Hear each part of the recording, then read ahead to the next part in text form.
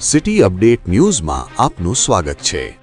નવસારી જિલ્લાના ગણેશ સિસોદરા ગામની સીમમાં થયેલા હત્યાના ગંભીર બનાવમાં પોલીસને મોટી સફળતા મળી છે।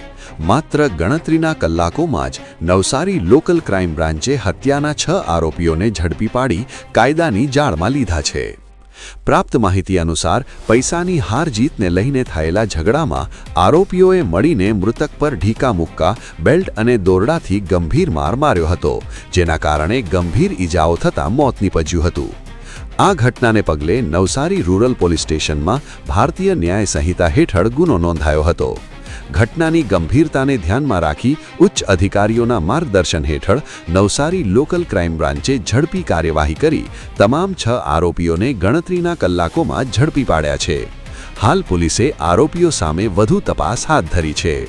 City update news Sufiyan Mulla, જોડાયેલા રહો, કારણ કે હવે શહેર નહીં સમગ્ર દેશ કહેશે। આ છે સિટી અપડેટ ન્યૂઝ।